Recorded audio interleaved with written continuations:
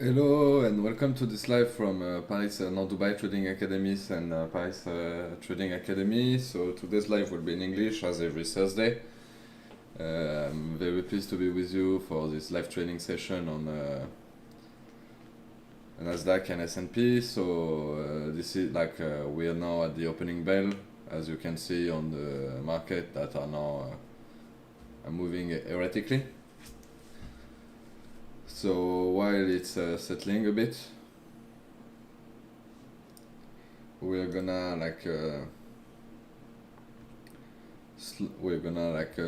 check and talk a bit about our fundamental analysis. The main point, the main topic today is the earnings season, because we have like a bunch of results coming in today. We had like some small, the economic indicators that went out today, but mostly the big topic. If we look yesterday, we've got the result of Tesla, of Netflix, of IBM, Goldman Sachs. We had quite a few results yesterday. Today we had a few, but not that big ones. Before like the open, we had TSMC, which is like Taiwan semiconductors. We had some regional bank, US regional bank. And this afternoon we have like this tonight we will have some others, but not really big ones. The big ones that are missing are next week. Next week we have like Alphabet, Microsoft on Tuesday, and on Wednesday we have Meta, Coca-Cola. We've got quite important one next week, so we're gonna need to be. So we need to follow them. Amazon as well next Thursday. So we're gonna have quite a few earnings next week. So we're gonna need to be careful about that. If we look at the news for today, mostly like I said, it's mostly about earnings, because that's earnings season. So basically, we had like not really not very important earning that came out already, but they were important, but they didn't create big volatility on the market. If we look also at the market, we can see how the market behaves so far. We can see that the bonds, except Chinese one, the bond yields went up, same as just here. So that would be a bullish signals, for the stocks. Even though steers in France, for example, went up a bit. Germany, but Also in Japan as well, they've earned 10% today, but they're still highly negative. We've got the Euro USD with a correction today. If we look like this week actually, from the 18th, so the last 3 days. But if we look over a quite long time, since September 2022, we've been on an upward trend. When we reached 0.96 euros per dollar, now we are at 1.11, and we were at 1.1215 earlier this month. Here you can see. So basically next week, earlier, at the beginning of the week. So otherwise future were down before the opening. Either the Nasdaq was down 40%, 0.4%, 40 basis point.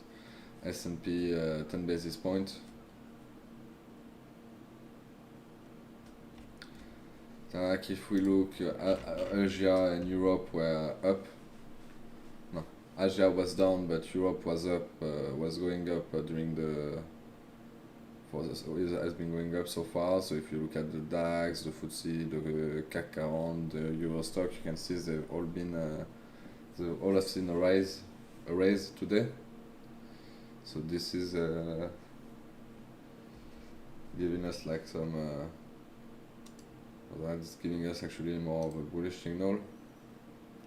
Like to be fair with you, we don't expect like a huge amount of volatility today, because next week we have like the Fed meeting, like exactly next week, where they normally should be 26, so like next Wednesday,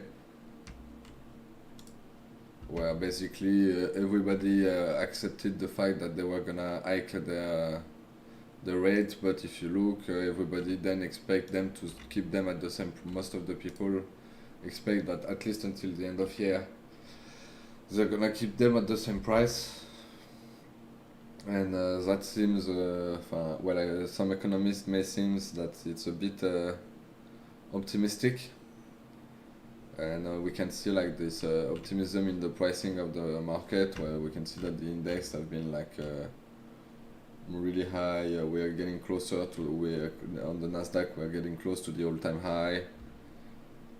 So let me check quickly the S&P. Why doesn't it show it to me?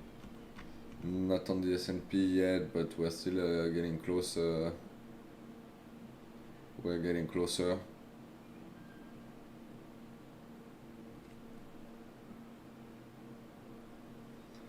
To the all-time high. That is, I believe, on the future. It's let me check quickly. It's around 4,800. Yeah, something around 4,800.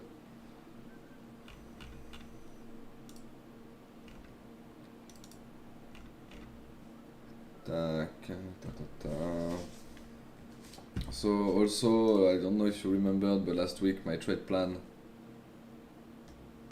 was for my last live, I didn't enter any position because it was after the live, but I gave my trade plan and we spoke. It was I wanted to enter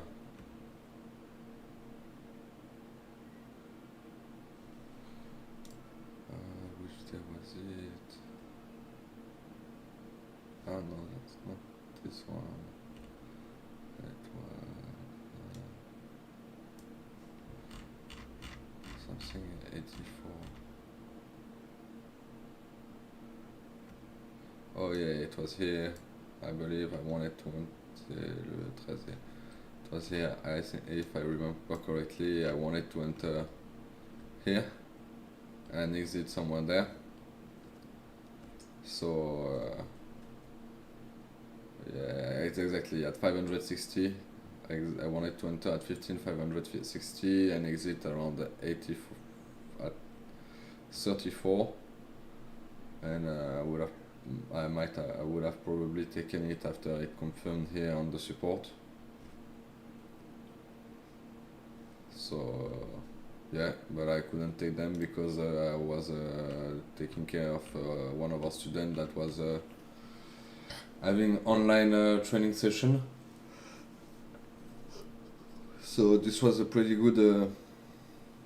That was pretty like once again it shows the importance of technical analysis in order to figure out which level are interesting and how the market might behave around those levels. Tac. So also I wanted to talk a bit about the Paris Training Academies, because we've been moving out. We moved, so I am actually and we have a new website.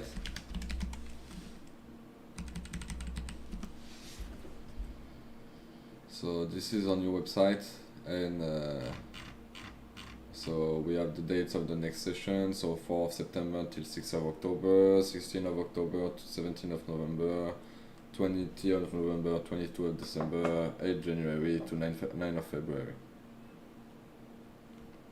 So yeah, this is our new website, and we have a new address which is here. Let me show it to you on Google Map.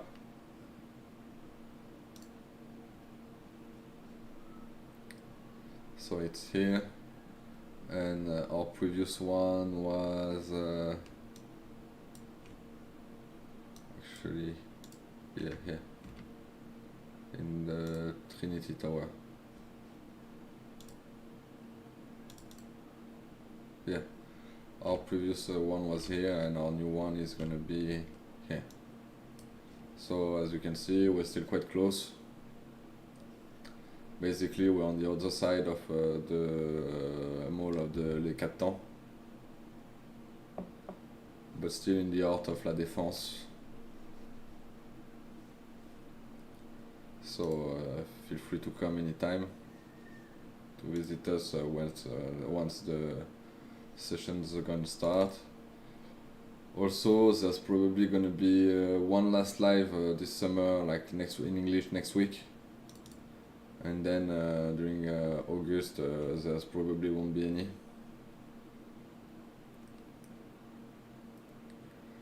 because I'm gonna be on holiday. Hassan will be on holiday as well, and we're basically gonna be on holiday during the month of August.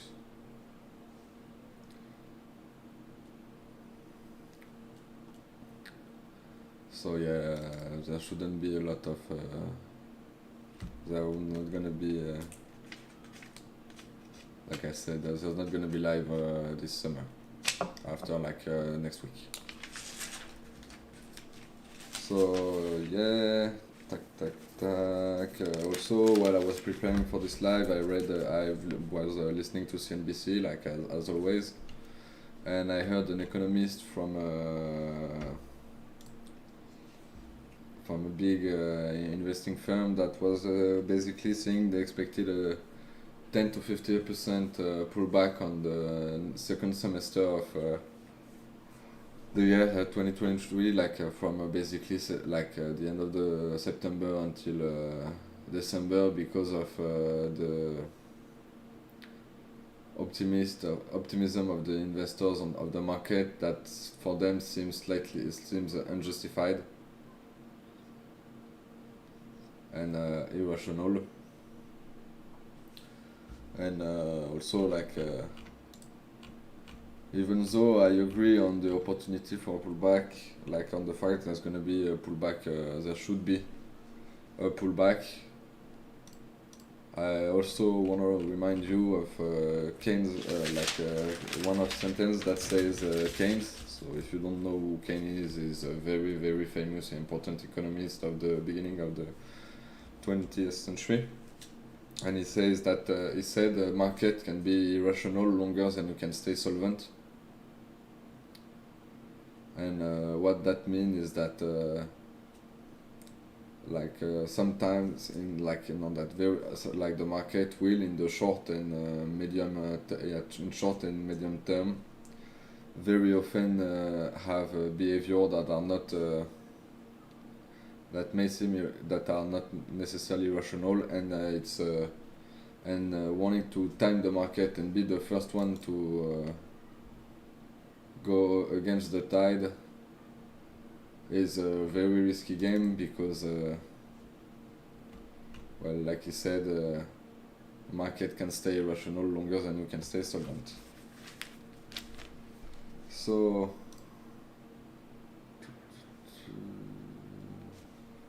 basically our trade plan for today is, so we've got one long, we've got two long and two short, because we don't really expect major moves today, because there's not really big economic news, and not really big economic news. So the short one, if we take short on the Nasdaq, it would be around 815, maybe now, since we have here this now, and I wasn't there, around 1500, 15800, and along, if we break and confirm above 16,000. So not 1500, 15,800, and here 16,000. If we reach 16,000 points and we break out, we might take a long on the other side, and otherwise we might take a short around this level here on the Nasdaq. On the S&P we have two other one. We have one short around this level here at 45.75, so if we break and confirm we will probably take it back, and otherwise we have another long if we manage to break out those levels, so if we go somewhere here. So basically if we break out from here, like if we break the top and come back on the pullback, we would take it here. Otherwise I will be glad to spend 1 hour talking with you about different topic. I've prepared a small speech. Yeah, it's okay, mic is working. So I prepared a small speech about risk management in trading, because that's what I think is for me the most important. And I'm not talking about like the psychological risk management, but basically the management of your the money management and the management of your account. So there's several tools for that, and that is position sizing, stop losses, and writing trade plans. Because if you write trade plans, you're not gonna take you may take the time to think about your trade, and you're not gonna make enlightened trade or trying to trade impulsions. So one of the key rule, the key rule, the most important one in when you're trading, is don't trade money you can't afford to lose. Because when you're trading, the risk of losing the totality or even above of your capital, of your gains, is very high, is very likely, and I would even say very highly probable. So if you're trading with money you need to use to eat, or to pay back loans, or to go to work, or to put gas in your car and everything, you can end up in very big financial trouble. And even though trading is very interesting, it's also important to be realistic and to understand our own limitation, and to know why you don't and to not trade money you can't afford to lose, because like I said, there's a very high risk that you might lose it. Also, your position sizing should be chosen according to your risk tolerances and also the size of your account. Basically, you should never, the risk of your position should always be between 1% and 10% of your and below 10% of your trading capital,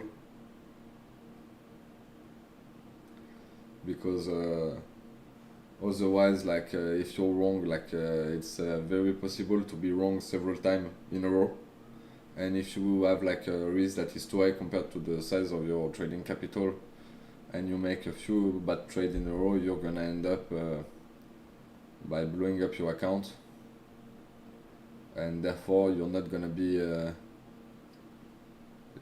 remain solvent for a long time, and your trading, your experience in trading, and your trading experience is gonna be is gonna last as long as you have money. And if on top of that you traded with money you couldn't afford to lose, you're gonna blow your account pretty fast, and on top of that end up losing way more than what you should have. And also it should at the very worst it should never be above 30% if you have very little capital. But really, in that case, you will need to be extremely careful when taking up your trade, choosing when choosing your trade, sizing, picking up your entry points, and I strongly recommend you not to do that. Basically, like I said, generally the rule of thumb is about between 1 and 10% of your total trading capital. Because if it's too small, then the benefit is not going to be sufficient to be sustainable, and you're going to need a very long time and to take a lot of trade in order to be able to generate a profit. And this is not and the more you take trade, the more you are at risk of losing. There's like actually a study by the French IMF, so the French equivalent of the SECs, that shows that for retail investor, the more they take trade, the more they lose, but by a very strong margin. So basically, the key is to make the least amount of trade possible, but to take the best one each time. Like I can show you on my trading book. If you look here, it's basically my daily PNL according to the amount of position I take, and you can clearly see that it's on, well, not necessarily, there's not a lot of dots so far. The cloud of dots, I'm not sure of the name, is not sufficiently important now, but you can still see it's a pretty downward trend. The less I take position, the more money I win. On a pretty, it's quite. It will depend on if it's a good or a bad day, but basically, more I take position, less money I win. So the goal is not to take like a lot of trade, but only to take good ones.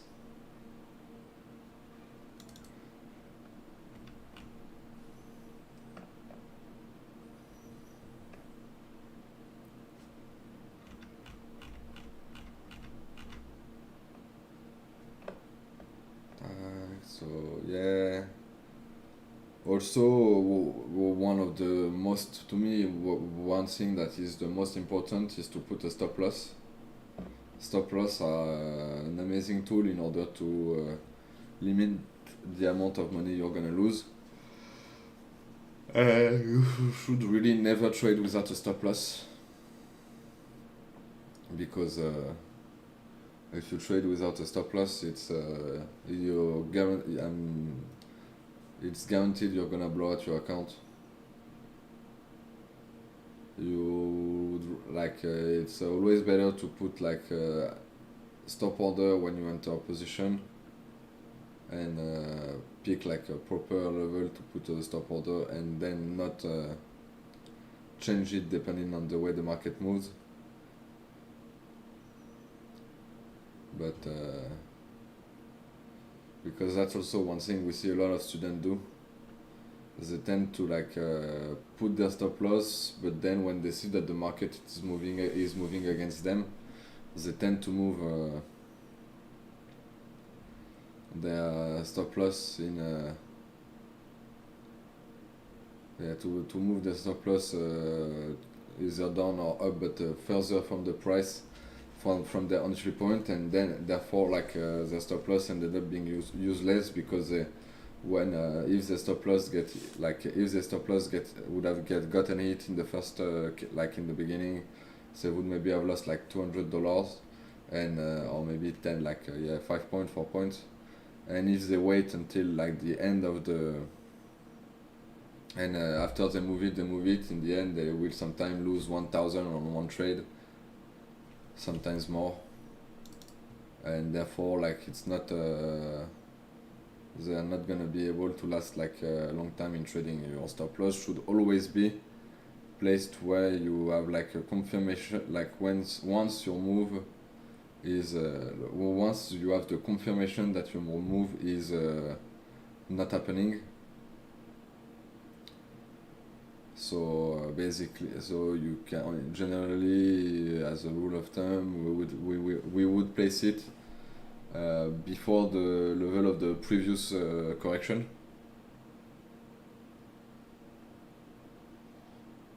and if you can't put it there like because the or if the correction is too far, always try to pick like a sensible and sensitive level, some maybe with the like by looking knowing what it like which level by looking at the order book, but not like just put it at random, or not put it at okay, I put it there because if I put it there because the amount I'm gonna lose if I put it there is x like is x dollar x amount of x dollar, or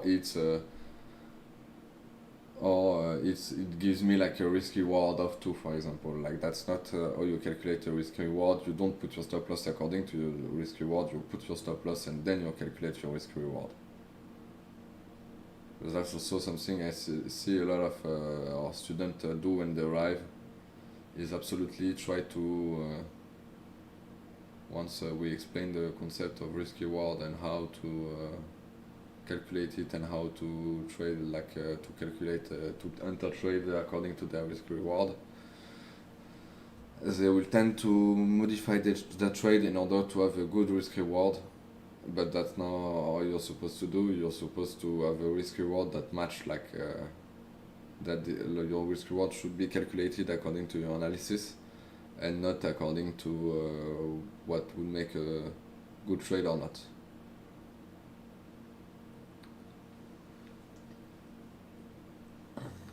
Okay.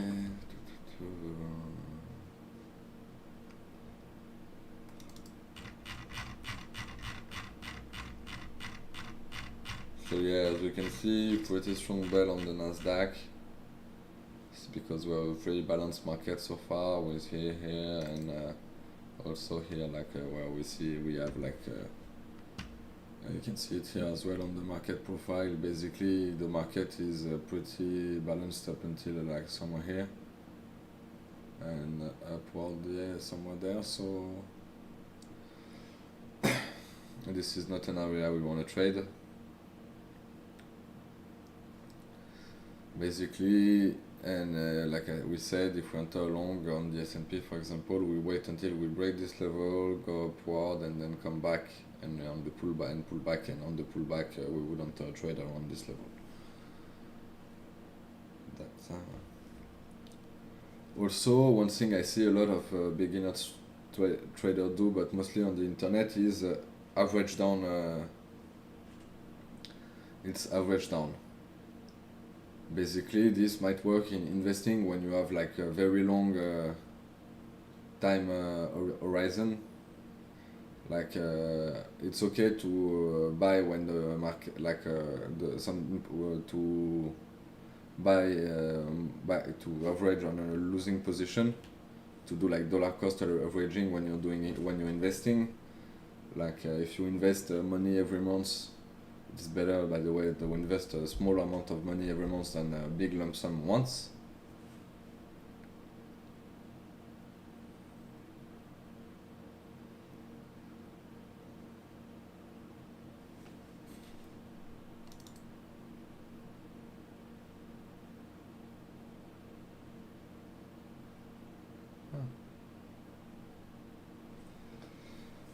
Like yeah, to invest because if in trading, like we said, the market can move in the like to paraphrase Kane and change a bit, but keep the same ideas. The market can move in the wrong direction for you way longer than you can stay solvent, especially if you're like a small retail investor.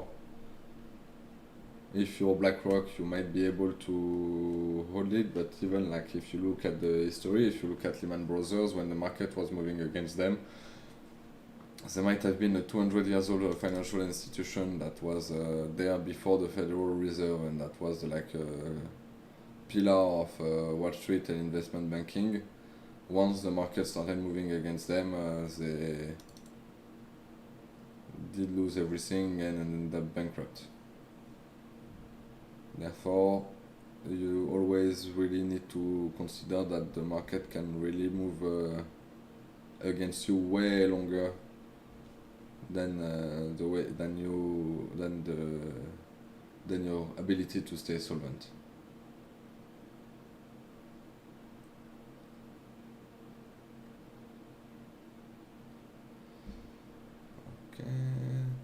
So it's 4. We actually had some. Yes, that was yesterday. Some economic indicators that went out. So the home sales. So basically, we've got a decline in the home sales. Yeah, sorry, I'm a bit tired.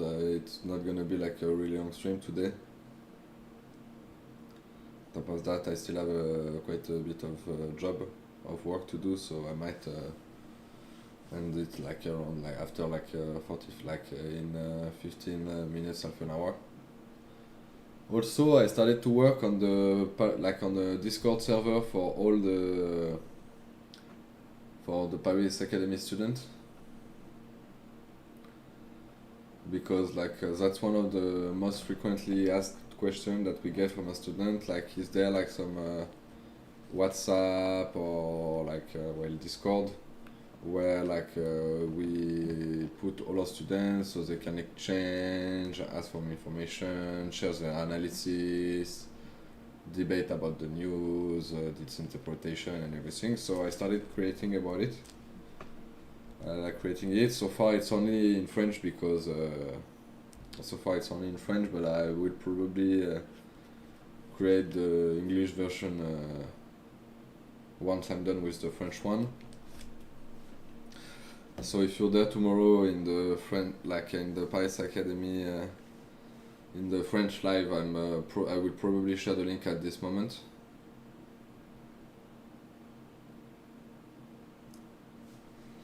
So if you really feel free to join, it would be our pleasure to welcome you on our server.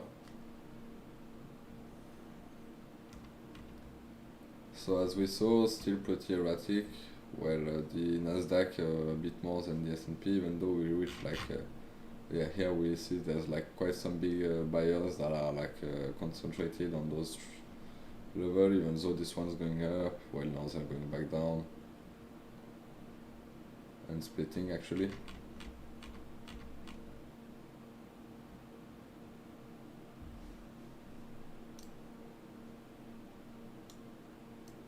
And that's probably a reaction to the existing home sales.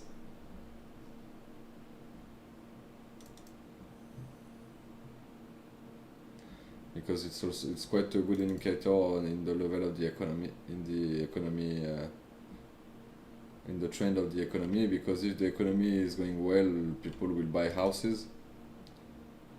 Meanwhile, if the economy is going poorly, if people don't have money, don't have job, if the prices are too high, people ain't gonna. Yeah, this one's gonna break.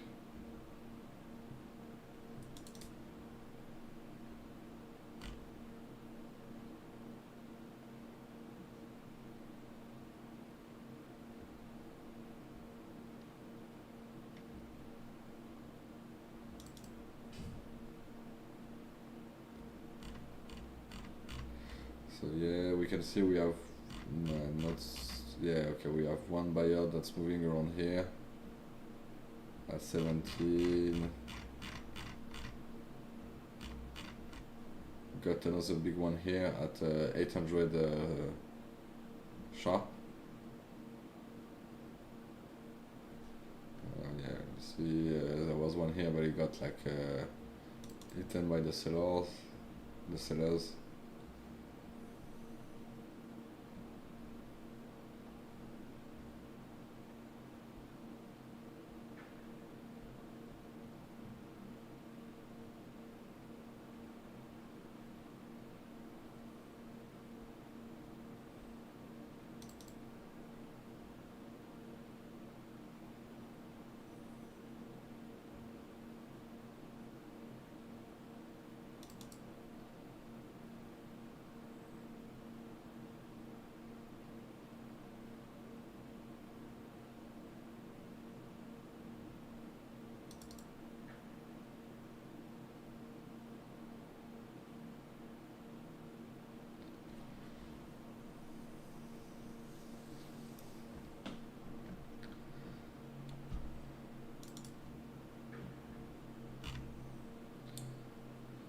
So yeah, we're getting to maybe enter on the pullback. So now I think because we expect like normally a pretty strong pullback generated when we reach about this level. So once we go down, let's see if we go once we go down here, once we got the pullback on this level, we will enter.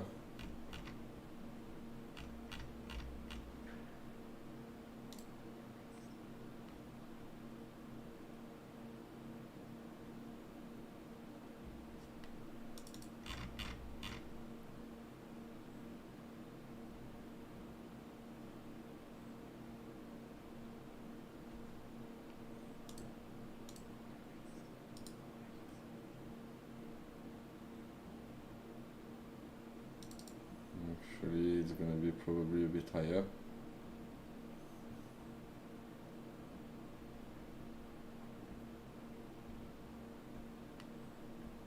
So yeah.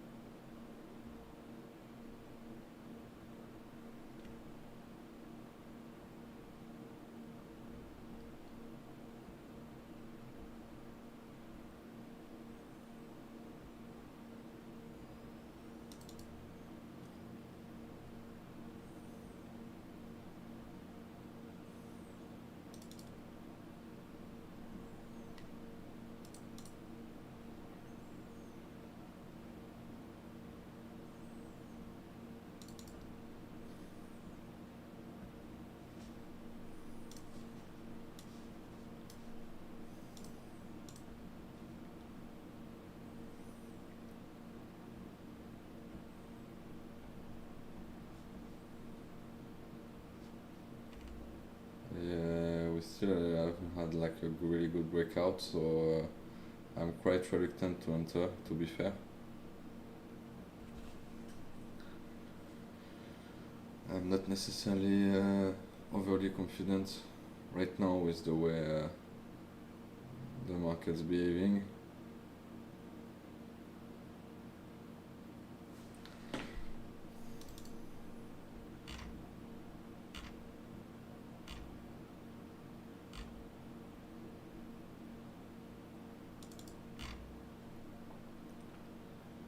Well,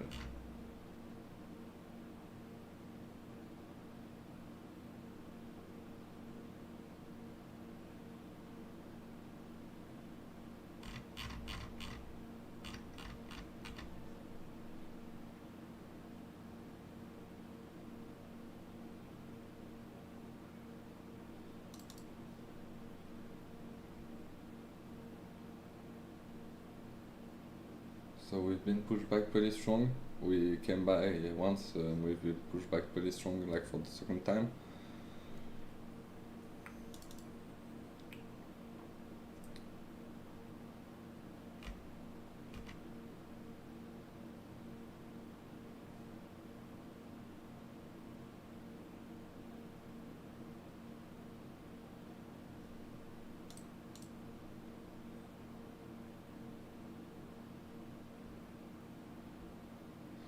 So we can see like there was like a seller, but he moved his order at the last moment because there was 40 order here, but there's only been 20 executed at this level.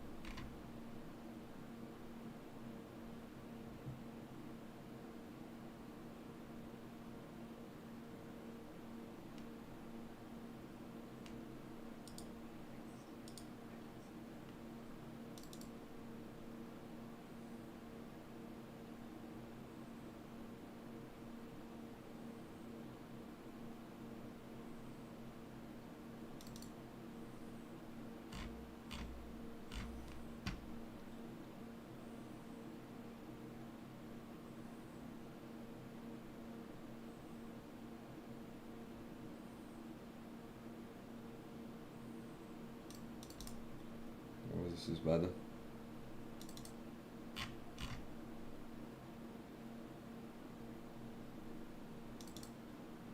So, yeah, okay. We don't like this guy at all. Yeah.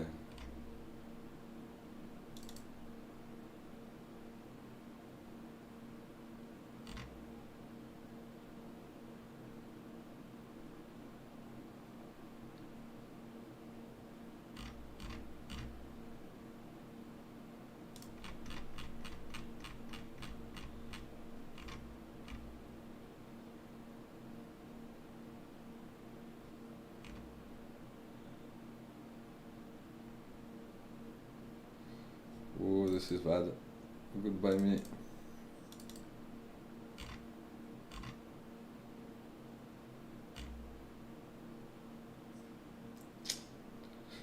Yeah. So, okay. We've been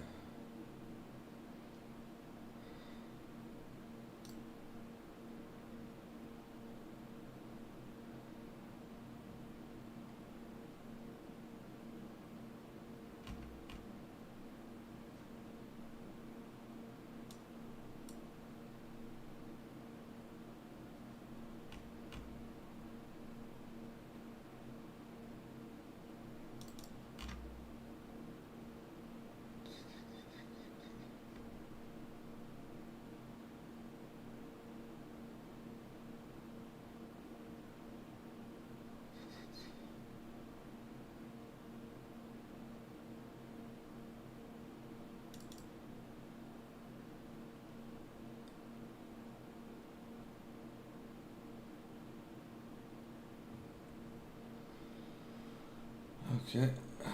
So as expected, I took it way too low. This is bad.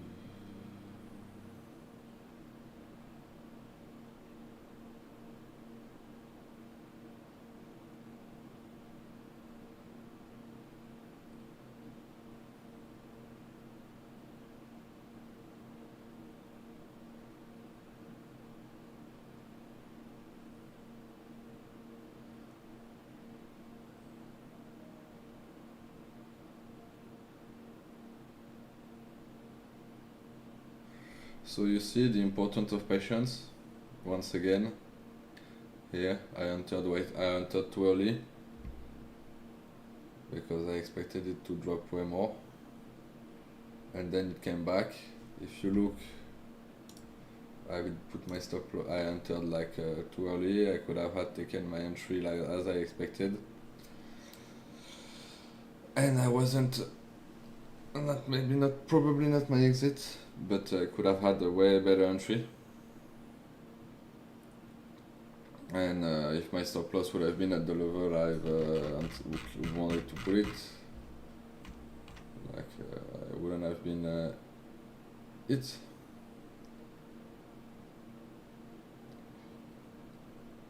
So it really showed the importance of the entry, picking your entry when trading, especially with scalping with such like high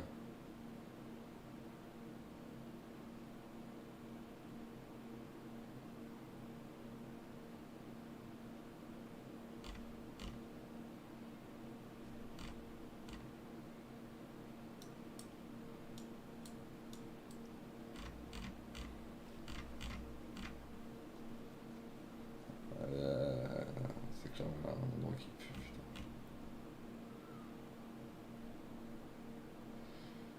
And now it's going. Oh, it's a double bottom.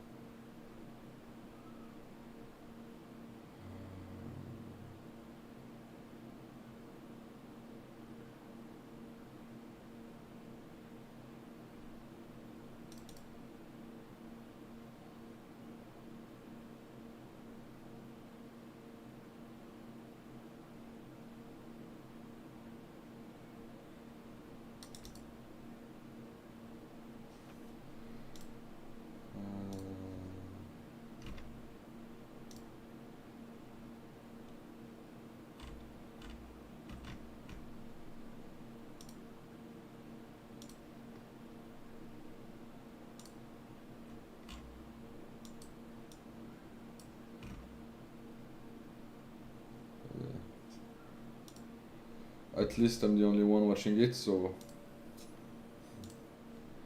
it's not that bad. Ah no! We're three. Hello Hassan et Brahim.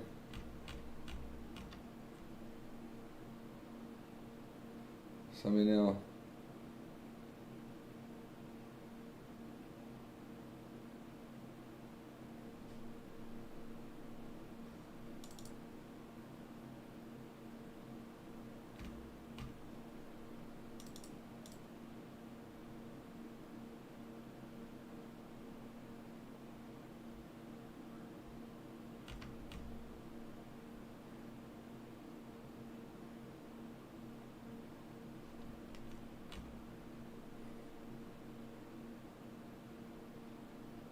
Ah non, maintenant c'est trop tard en plus. Putain, ouais, ça m'énerve.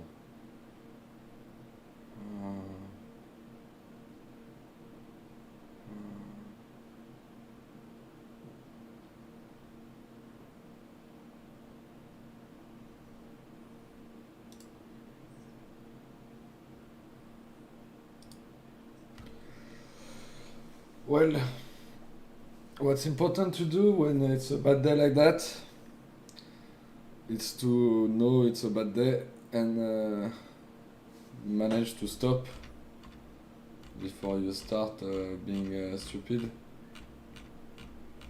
The minimum, take a break.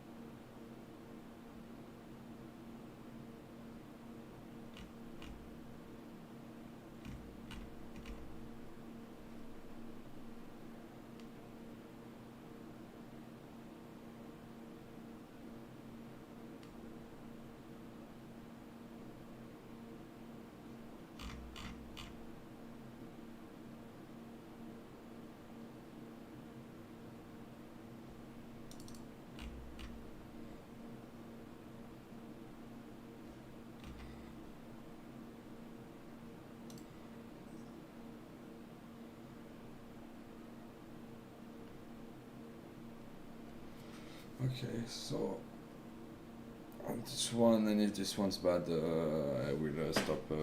I will end there.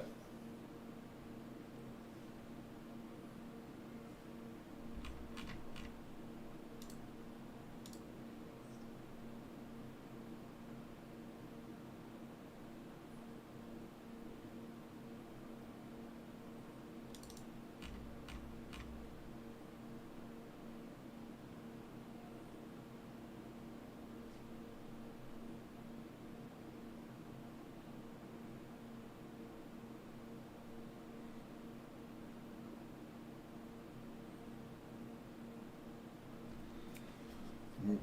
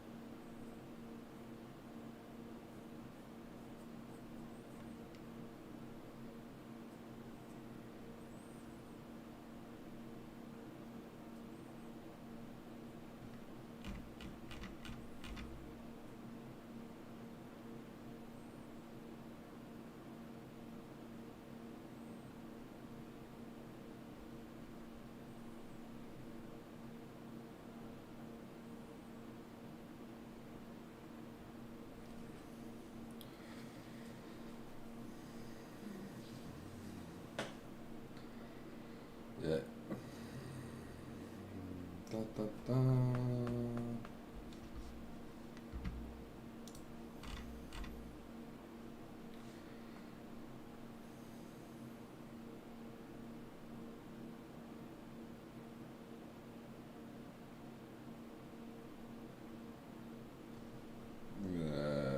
It's not gonna take me. So you know what? We're gonna stop here because otherwise I'm gonna get like tilted. So have a nice end of day and see you tomorrow.